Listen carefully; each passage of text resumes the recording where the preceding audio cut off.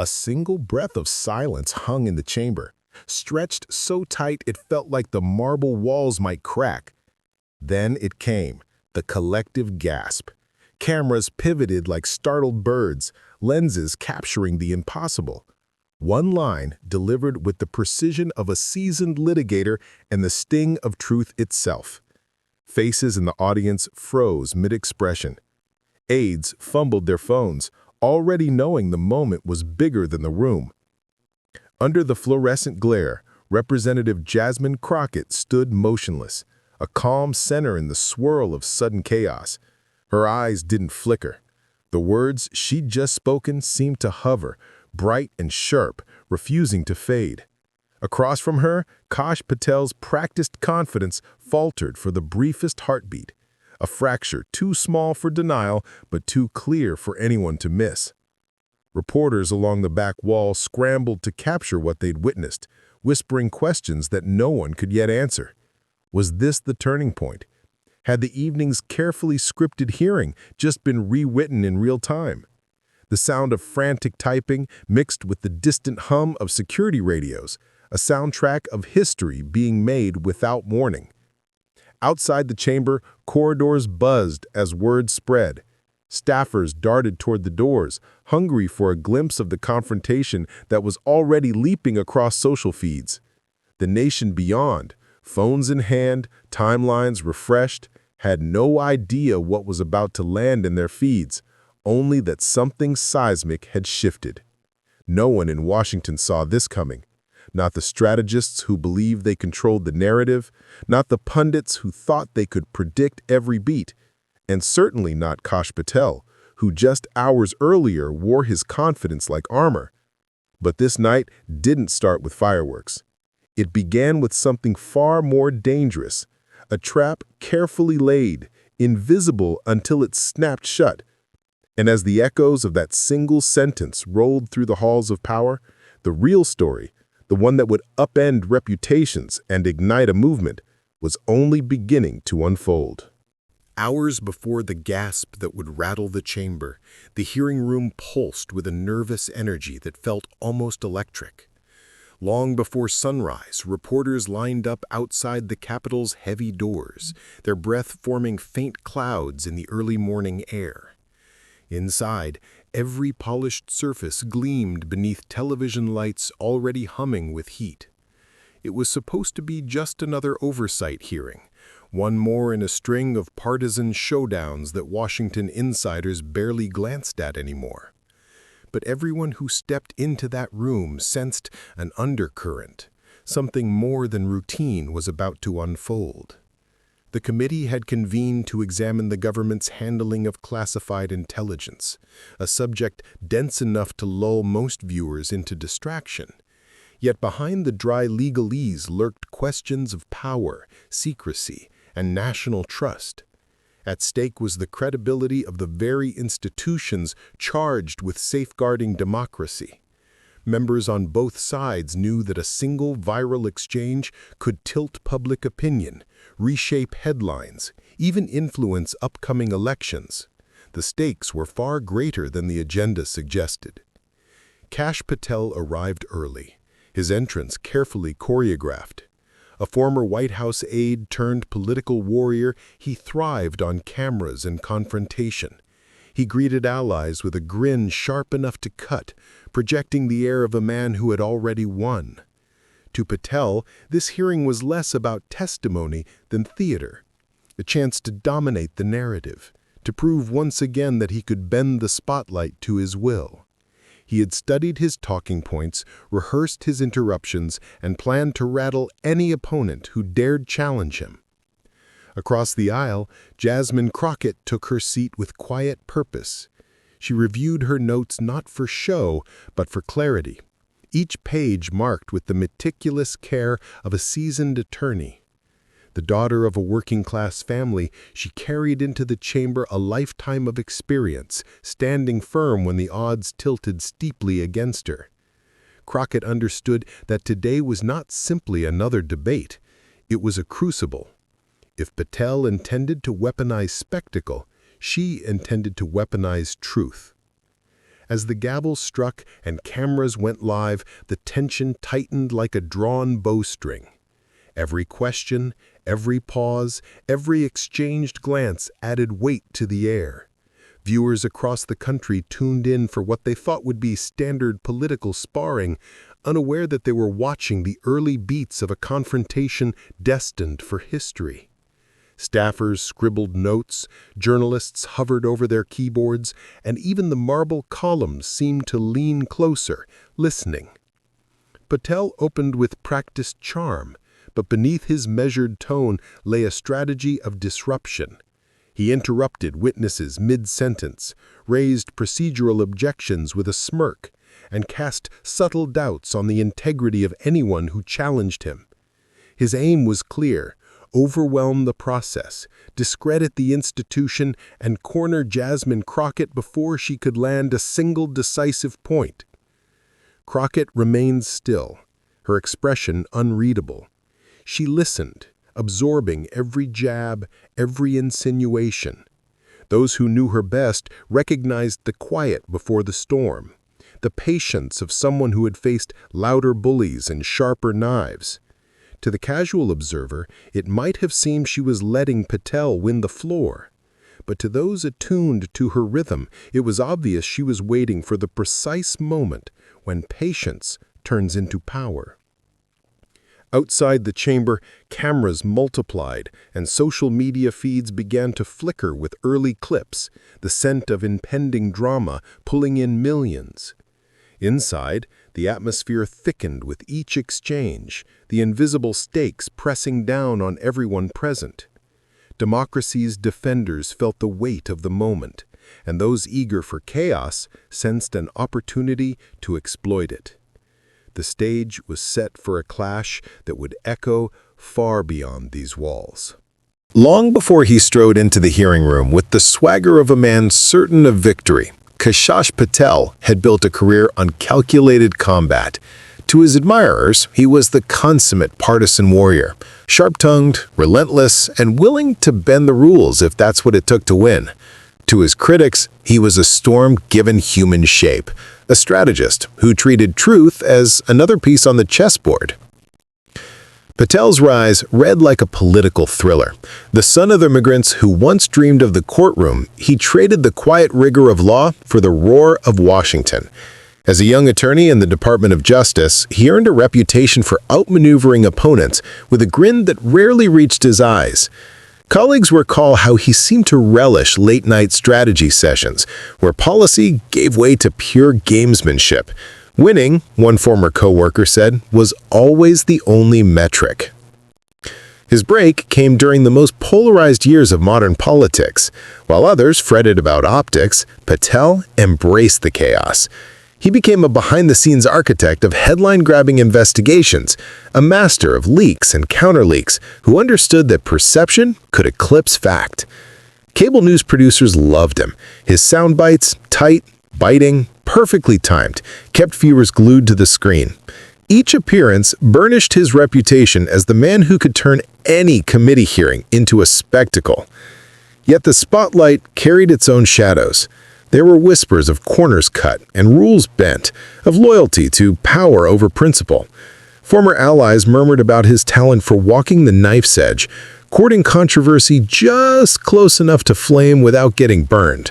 He wore confidence like armor, one rival noted, but underneath you sensed the calculation. Every word was a move on a board only he could see. Patel seemed to thrive on that edge. He treated politics as combat sport, stepping into every clash as if the cameras were championship lights. Past clashes with journalists and lawmakers became viral fodder. The raised eyebrow, the sardonic smile, the quick pivot that left opponents sputtering. Each incident reinforced the myth of invincibility he carefully curated.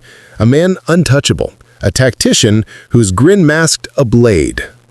But arrogance has its own gravity. Behind the scenes, aides whispered about his temper when things didn't go according to plan, about a restlessness that grew with each victory. He had begun to believe not only that he could win, but that he must, that retreat, even for a breath, would shatter the image he'd built. The armor of confidence was no longer a strategy. It was a cage. As the high-profile hearing approached, Patel entered the chamber with that same burnished bravado.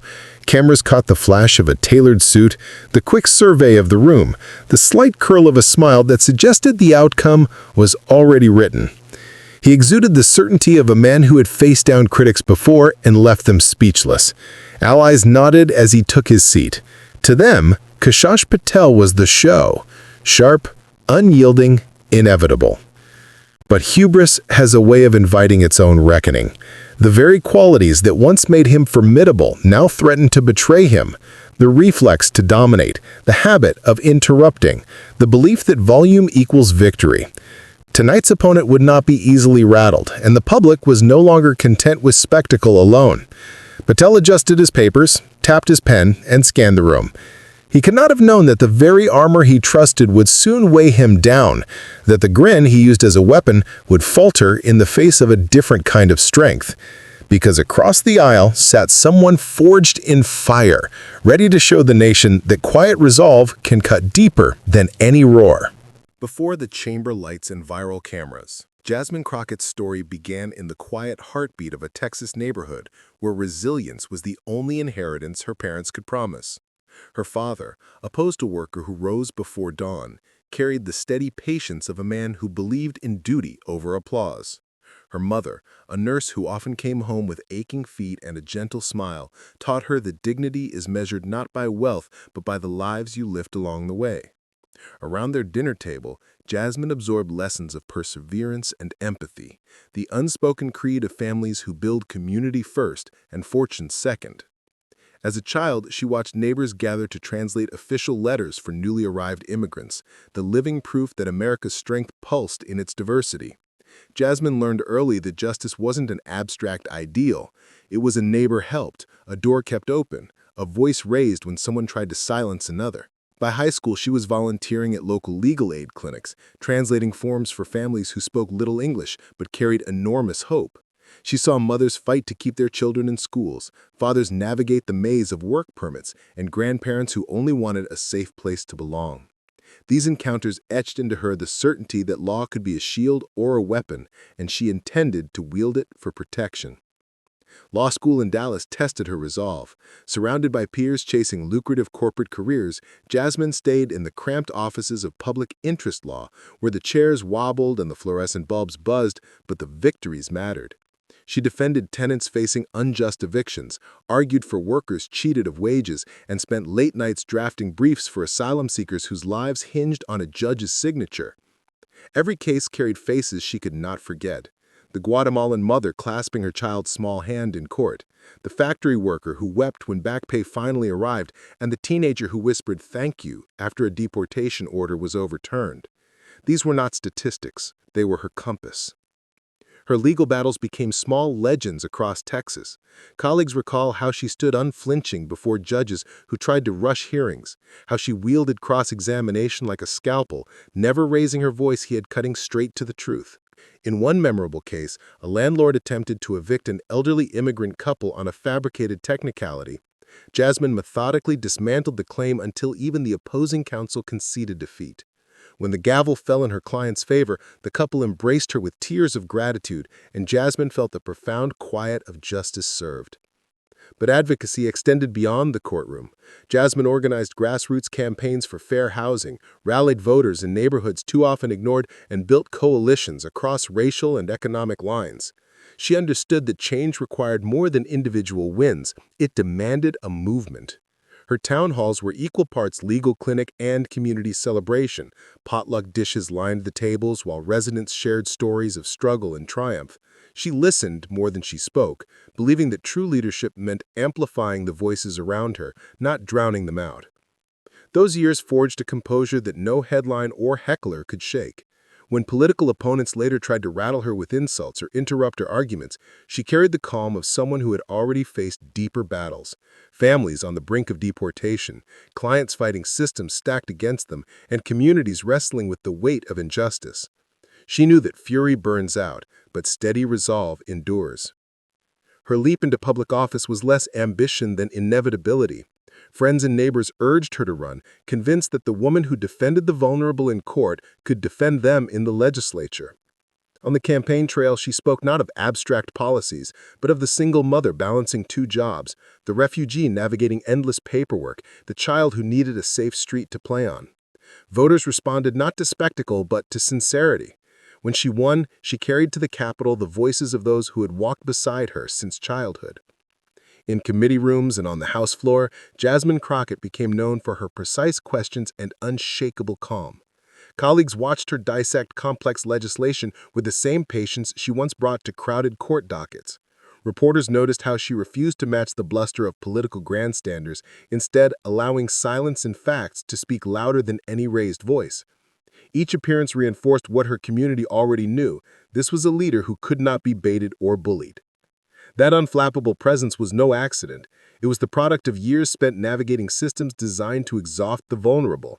It was the steady rhythm of someone who had stood beside families as judges weighed their futures, who had faced down landlords, corporations, and bureaucracies and won. Every late-night brief, every doorstep conversation, every quiet victory built a reservoir of strength she could draw on without even thinking. Now, as she sat in the high-profile hearing where cameras tracked her every breath, those years of preparation converged. She did not need theatrics to command attention. She carried with her the quiet power of lived experience, of battles fought, and principles never compromised. Across the aisle, Kash Patel wielded interruptions like weapons, confident that noise could drown out truth.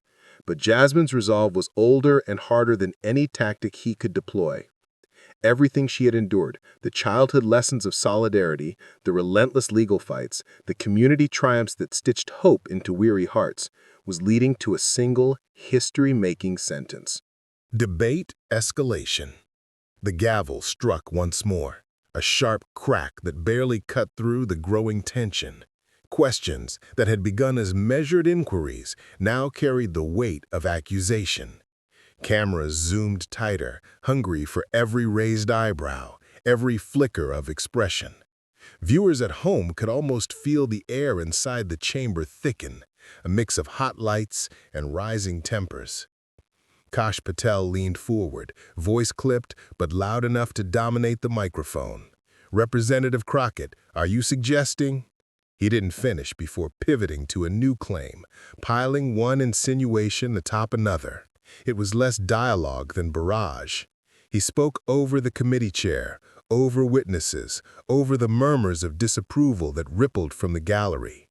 Each interruption landed like a jab, calculated to throw his opponent off balance and seize the narrative before it could slip away. Jasmine Crockett didn't flinch. She sat upright, notes untouched, eyes steady. Her calm was almost unnerving, a deliberate stillness that made Patel's theatrics look frantic by comparison. When she spoke, her voice carried the measured cadence of someone who understood the power of restraint. "Mr. Patel, if you would allow the question to be heard." He cut across her again, louder now, his words tumbling over hers. "The American people deserve answers, not lectures." His supporters in the audience stirred, their murmured approval like a low drumbeat. Cameras swung toward them, catching every approving nod. Crockett waited. The silence that followed wasn't surrender, it was strategy. She let his echo hang in the air until the restless crowd quieted. Then, in a voice calm enough to slice through the noise, she repeated the question he had dodged, each word precise. The contrast was stark, his bluster against her clarity, and it drew an audible gasp from the rows of reporters. The chair attempted to restore order, but Patel pressed on, raising his voice until it bordered on a shout. He tossed out procedural objections, half-truths, and interruptions as though the sheer volume might bend reality. Close-up shots captured the sweat beading on his forehead, the tightening of his jaw. The audience shifted in their seats, the tension feeding on itself until the chamber felt like a pressure cooker seconds from release. Through it all, Crockett remained composed. Her hands rested lightly on the table, her eyes locked on Patel with an unspoken challenge. "Finish your storm. I will still be here." When she finally spoke again, the softness of her tone commanded more attention than any outburst could. "With respect, Facts do not become false because you shout over them. The words landed like a stone in still water, sending ripples of murmurs through the gallery. Some spectators exchanged quick glances, others held their breath. For the first time, Patel hesitated, a flicker of uncertainty crossing his face before he launched another retort, louder and faster, as if speed could erase the moment. Journalists typed furiously, their screens glowing in the dim gallery light. Social media feeds began to buzz, snippets of the clash already spreading beyond the chamber walls. Hashtags flickered to life, each replay amplifying the drama unfolding in real time.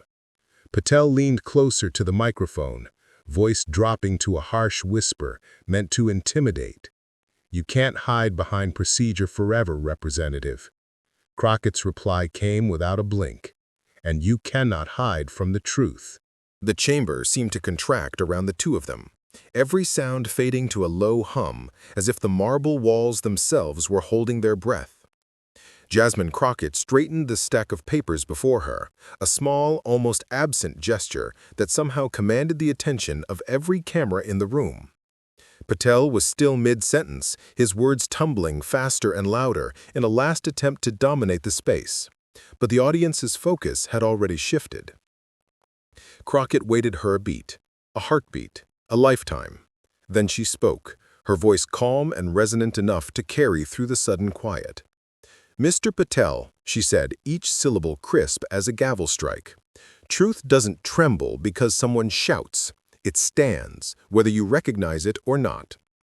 The words hung suspended, sharp and clear, a single line that seemed to slice through the air and lodge itself in the marrow of everyone present. For a split second, there was nothing. No shuffling of papers, no camera clicks, not even a cough. The silence itself became thunderous. Patel blinked, the practiced smirk faltering. A muscle in his jaw twitched. He opened his mouth, closed it, then glanced down at his notes as if they might offer an escape route. His fingers fumbled the edge of the page, tearing a corner in a small, telling gesture. The audience reacted as though released from a spell. A ripple of gasps moved through the room, followed by a roar of applause that started in the gallery and swelled until it filled the chamber. Reporters shot to their feet, phones raised, capturing every frame of the moment they already knew would dominate headlines. The committee chair's gavel pounded for order, but the clamor only grew. Patel tried to recover, his mouth forming a rebuttal that never fully emerged. His eyes darted to the cameras, then to his ally seated behind him, seeking reassurance that would not come. Under the relentless lights, a sheen of sweat formed at his temple. He shuffled his papers again, but the once crisp stack sagged in his hands, edges bent and curling. Crockett didn't move. Her stillness magnified the contrast, one figure unraveling, the other as composed as carved stone. She glanced briefly toward the chair, then back to Patel, her expression unreadable yet commanding. The applause finally ebbed into a hush, but the silence no longer belonged to Patel, it belonged to her. The narrator's voice, if there had been one, could have whispered what everyone in the room felt. One sentence, and the balance of power flipped. Patel cleared his throat, attempting a chuckle that landed flat. "Representative, that's a nice soundbite, but nothing," Crockett replied, not raising her voice, not needing to. "The facts are before this committee. They don't bend to theatrics." Another murmur swept the audience, softer but charged. Journalists exchanged knowing glances. Camera operators zoomed tighter on Patel's face, catching the fleeting flicker of frustration that he couldn't quite hide. His shoulders sagged almost imperceptibly, as though the weight of the moment had settled squarely upon them. From the back of the chamber came the first vibrations of a digital storm. Staffers refreshed their phones to find timelines already ablaze. Clips of the exchange, barely minutes old, were spreading at breakneck speed. A hashtag bearing Crockett's name had begun to trend, punctuated by lightning bolt emojis and words like legend, queen, and truth teller. Patel tried again, grasping for footing. "The American people." "The American people," Crockett interrupted, her gaze unwavering, "deserve honesty, not noise." It was not shouted, It was delivered like a verdict. Another audible gasp rippled through the chamber, followed by a second wave of applause that dwarfed the first. The chair's gavel struck in vain, the sound swallowed by the surge of approval that broke over the room like a tide. Patel's hand hovered over his notes, then fell to the table. He exhaled sharply, the fight draining from his posture. The cameras caught every detail, the micro-expressions of defeat, the tightening of his grip on a pen that would not steady, the restless glance toward the exit as if calculating the shortest path away from the blaze of lights. Crockett didn't offer a triumphant smile, no celebratory gesture. She simply gathered her papers with the same quiet precision with which she had arrived, the embodiment of controlled power. Her restraint said what words could not. Victory needs no spectacle. In homes across the country, phones lit up, notifications stacked in real time. Did you see that? History right there. Watch before they take it down. Within minutes, clips of the exchange dominated feeds from coast to coast. Commentators scrambled to splice the footage, late-night hosts prepared monologues, and political strategists revised their talking points. Inside the chamber, the applause finally settled into a reverent hush. The hearing, technically still in session, felt transformed into something far larger. It was no longer a routine proceeding, it was a defining moment, a pivot in the narrative of power and truth. Patel shifted in his chair, the defiance gone from his eyes. He reached for his water glass, hand trembling slightly, and took a long swallow. The microphone before him might as well have been a monument to a battle lost. Crockett remained, unhurried, an island of composure amid the wreckage of his strategy. She glanced toward the audience, not for recognition, but to acknowledge the people who had witnessed something beyond political sparring. What they had seen was a testament to patience and principle, a reminder that dignity could dismantle arrogance without raising its voice. As the chair moved to resume the agenda, a final murmur swept the room, half awe, half electricity, the kind of energy that lingers long after the moment itself. Outside, the echo of that single sentence was already racing through city streets, coffee shops, and crowded trains, multiplying with every share and retweet. Within minutes, phones everywhere lit up. The echo of Jasmine Crockett's words had barely faded inside the hearing room when the first tremor hit the outside world. By the time she stepped into the hallway, it was already a digital earthquake. Twitter, now officially rebranded as X, flooded with posts that leapt from a trickle to a torrent in minutes. Trending topics reshuffled like a deck of cards. Hashtag Crockett mic drop surged to the top spot within 10, eclipsing the day's political chatter and even a celebrity scandal that had dominated earlier. Close behind came hashtag Truth Doesn't Tremble, lifted straight from her line, paired with lightning bolt emojis and animated gifs of gavel strikes. Clips of the moment spread like sparks across dry grass. A shaky phone video from a staffer hit 1 million views before mainstream outlets even finished editing their own footage. Someone looped the line into a 10-second remix with a beat drop. Another set it against slow-motion visuals of Patel fumbling his notes. Memes bloomed in every corner of the platform. Patel as a melting candle, Crockett standing serenely in a hurricane, the quote emblazoned across the Lincoln Memorial. Celebrities joined in within the hour. A-list actors tweeted the phrase with fire emojis. Musicians posted the clip to their stories with captions like, "Say it louder for the people in the back." Civil rights leaders amplified the moment as an emblem of courage in a cynical age. A retired Supreme Court justice, even without naming names, posted a single word, resonant.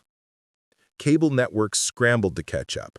News producers barked orders into headsets, rushing to cut primetime segments. By evening, every major outlet had a panel dissecting the confrontation. On progressive networks, commentators spoke with barely contained glee, replaying the footage in slow motion, breaking down Patel's micro-expressions frame by frame. This, one anchor declared, is what accountability looks like. Conservative pundits moved just as fast, though with a different spin. Some accused Crockett of grandstanding. Others claimed the applause was orchestrated. Yet even as they criticized, their screens rammed the same looped footage, ensuring her words reached every household they sought to sway.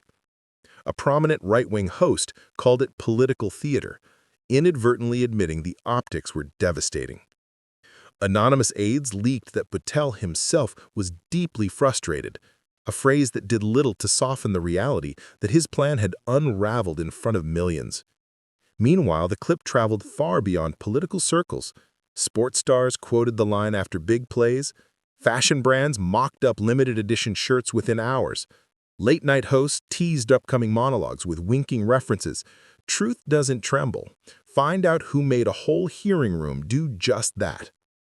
Even international outlets picked up the story, framing it as a uniquely American moment of democratic drama. Through it all, Jasmine Crockett remained largely silent. No victory lap, no flashy interviews. A brief post on her official account, "Truth stands," was all she offered. The restraint only heightened the fascination. Commentators called it strategic poise, noting how her quiet confidence contrasted sharply with Patel's flurry of defensive appearances on friendly networks.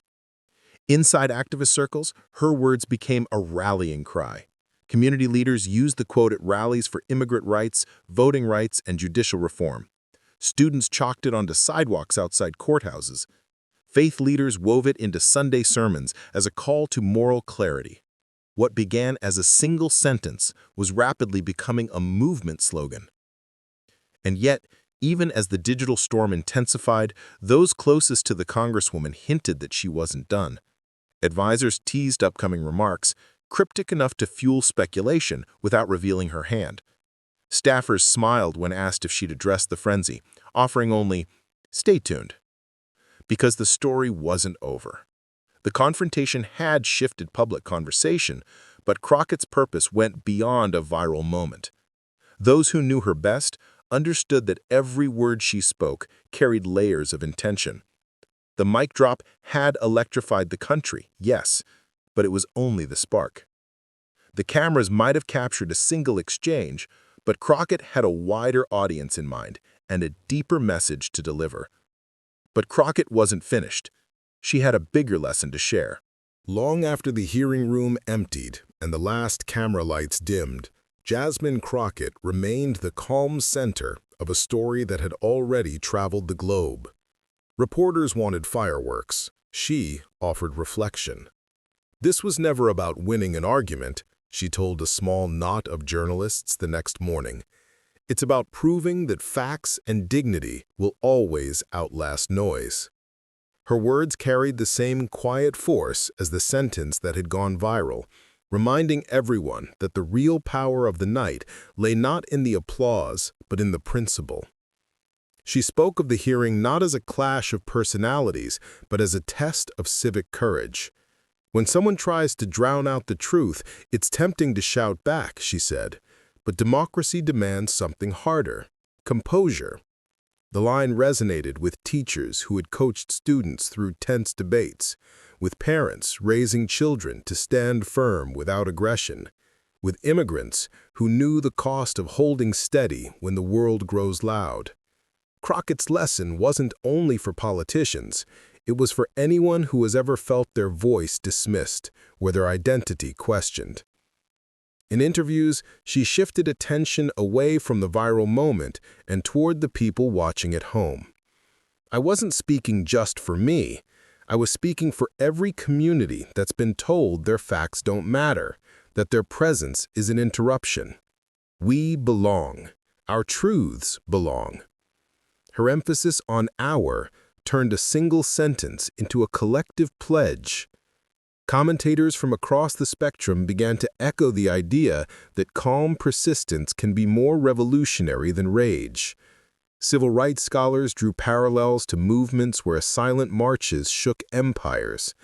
Editorial boards that rarely agreed on anything acknowledged that dignity had carried the day. Even a few critics conceded with grudging respect that her restraint had exposed the emptiness of Patel's fury far better than any insult could have. And then came the phrase that crystallized it all.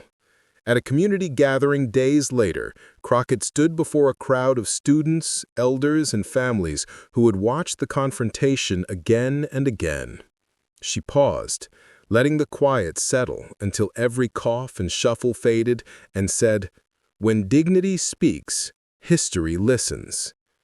The words landed like a bell toll, clear and resonant.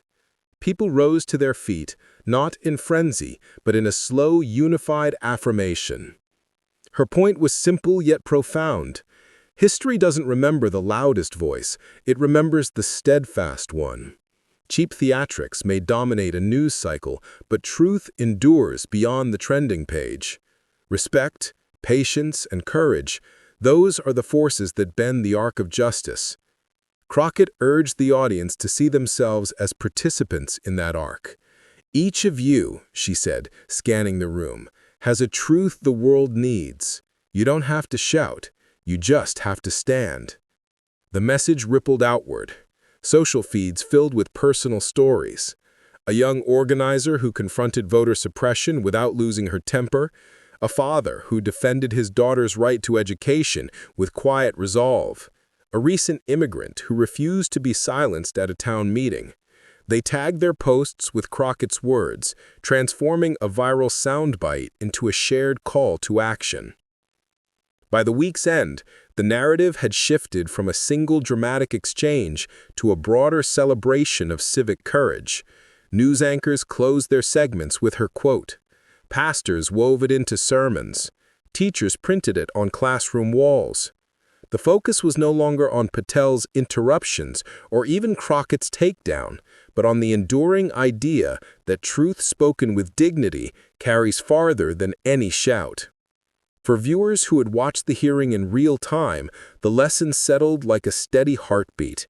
They could see themselves in her composure, immigrants holding on to hope, students challenging injustice, neighbors standing up for one another. The confrontation became more than a political spectacle. It became a mirror, reflecting the quiet power each person carries when they choose respect over rage. In that recognition lay the real victory. Facts had stood firm, dignity had spoken, and history, true to Crockett's promise, was already listening. The headline that set the internet ablaze still hums in every corner of the conversation. Jasmine Crockett destroys Kash Patel with one line. Crowd erupts in shock. But you and I know the heart of that night was never destruction. It was the quiet construction of something stronger, a reminder that dignity and truth can stand taller than any storm of bluster. One sentence flipped the balance of power, and its echo is still traveling outward. If this moment fired you up, don't let it stop here. Share the clip with your friends, your family, your timeline. Let the words travel farther, because every repost is another vote for courage over chaos. When you pass it on, you're telling the world that calm conviction deserves the megaphone. And if you felt the surge of possibility in Jasmine Crockett's stand, stay with us. Subscribe to this channel to keep truth louder than the noise, to keep stories like this alive and growing. Every new voice strengthens the chorus that says democracy is worth the effort, and that respect is not weakness, but power. Picture this. Millions of us, different backgrounds and beliefs, standing shoulder to shoulder, teachers, immigrants, students, neighbors, each carrying a truth that cannot be shouted down. That is the community we're building here. That is the movement Jasmine's moment represents.